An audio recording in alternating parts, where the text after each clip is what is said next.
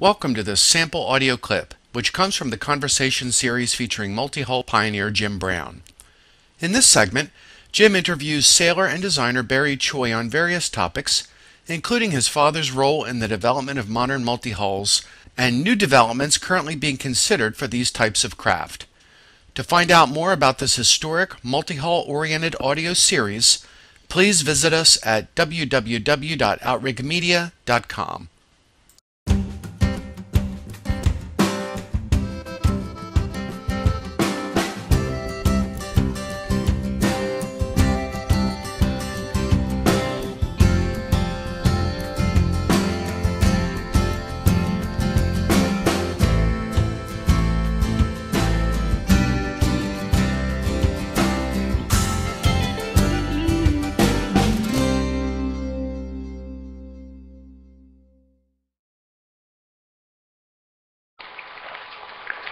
Hello, it's Jim Brown here, and I'm speaking today with my friend and a longtime associate, Barry Choy, who has been longtime partners in Choy Designs with his dad, Rudy Choy, who is a famous multi-hull pioneer, and we're talking really on the occasion to sort of remember Rudy, who passed away just last week. Eh, Barry? It was September 13th, Jim. Uh-huh. Oh, September 13th. Yeah. And you told me that they were going to hold 2 memorial services in Hawaii for your dad. Yeah, that's right, Jim. He's, my father, like a lot of people of his generation, had many lives and sort of many different personas, but the one that he would refer to the most, especially if he was getting in trouble for being in one of the other ones, was that he was a beach boy and a surfer.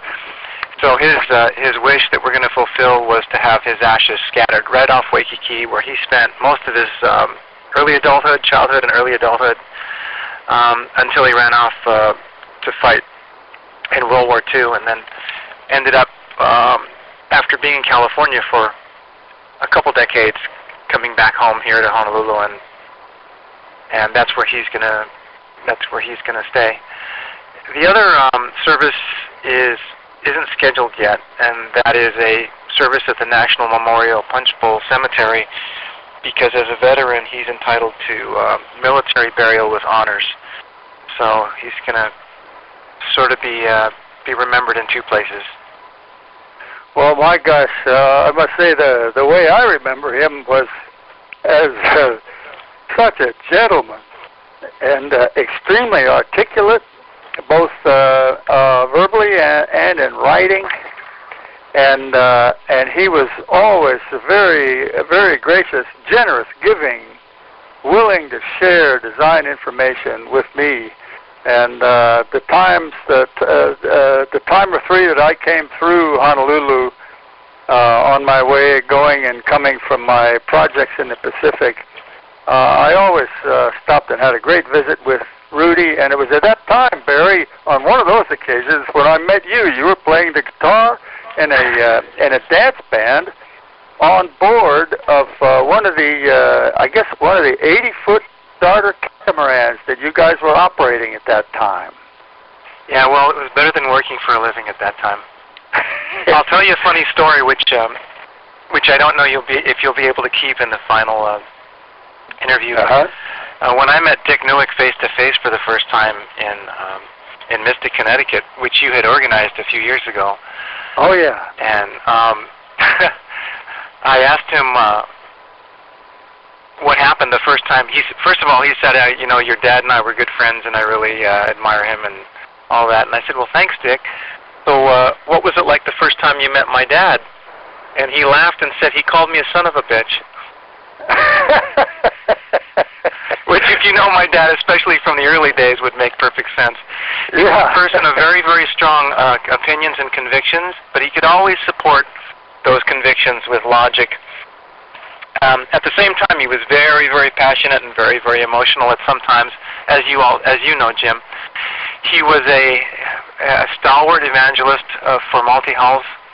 Once he had an understanding of what they really represented.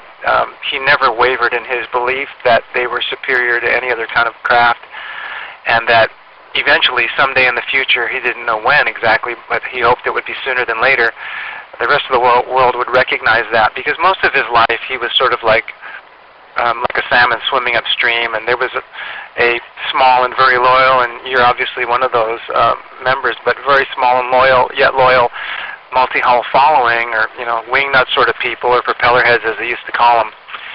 And of course, now today we've sort of been vindicated after all these years with respect to at least the attributes or the merits of multi-hulls versus conventional vessels for just all kinds of things.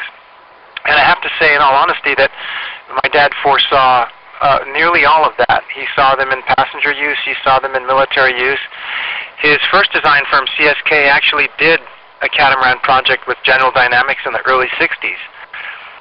But it was sort of like talking about going to the next galaxy.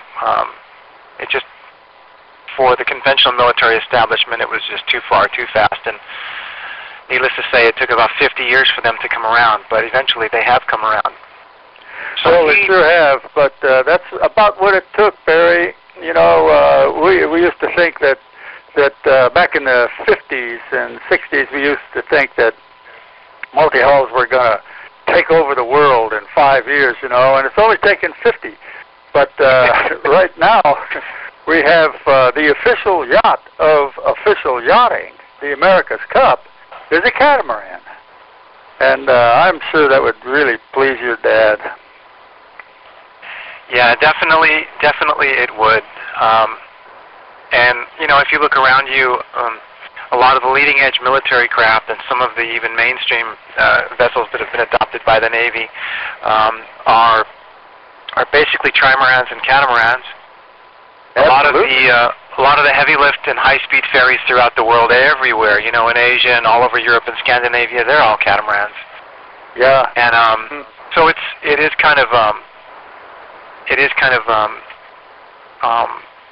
I guess inspiring to see that vision come through, and unfortunately it took a little bit longer than we expected, like you said, Jim. But better late than never, as they say. Well, absolutely. I remember that when you wrote about CSK for Multihulls magazine, you mentioned that that your dad had been a beach boy, and I wonder if we can go back. We should define beach boy for our listeners.